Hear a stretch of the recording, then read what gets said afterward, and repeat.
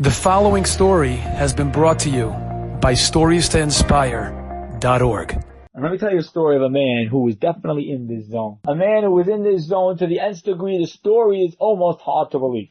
The story about the founder of the Lakewood Yeshiva, of Aharon Kotler, and I just heard the story the other day.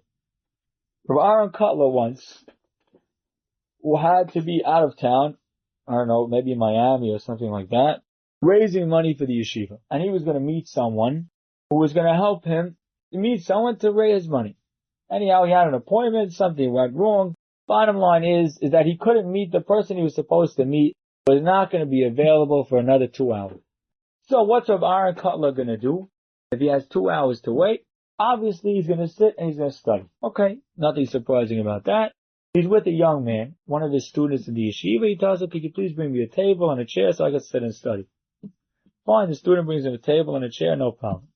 Right when he sits down at the chair, he sits down at the table, Aharon starts to pull out a few pieces of paper, and he starts to write. And he's writing, and he's writing, and he's writing, and he's writing. For the whole 2 hours, he just keeps writing and writing and writing.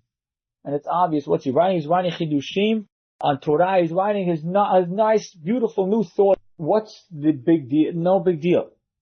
And then the student goes over to the rabbi, and he says, Rabbi, he says, where are these chidushim from? It's not like the rabbi was in the midst of learning. He was on a trip. He says, where these chidushim come? Where did all these thoughts come from? The rabbi's answer, listen to this. He said, these are chidushim that I had in my mind from 40 years ago. 40 years ago. Do you hear that? That's not Torah study that he had from today, from yesterday, from last week. These are thoughts that he kept in his mind 40 years previous. You know what happened in those? Think about what 40 years is. This is probably in the 1950s. Over those 40 years, you had World War II. You had the the rise of Hitler. You had him leaving Europe, coming to America, starting a yeshiva. In 40 years, the Torah remained in his head. That's called being in the Torah zone. You know what 40 is? 40 years would be like if you had thoughts in your mind, Torah thoughts in your mind that you held on to, and were waiting for the time. That's what he said. He said, I was waiting till I had time to write them. That you were waiting till you had time if you had thoughts from 1965.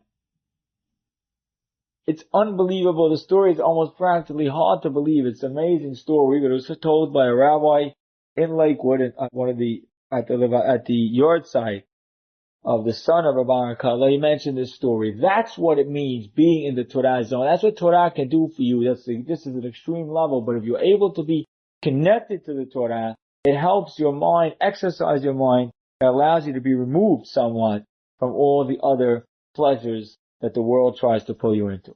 Enjoyed this story? Come again. Bring a friend. StoriesToInspire.org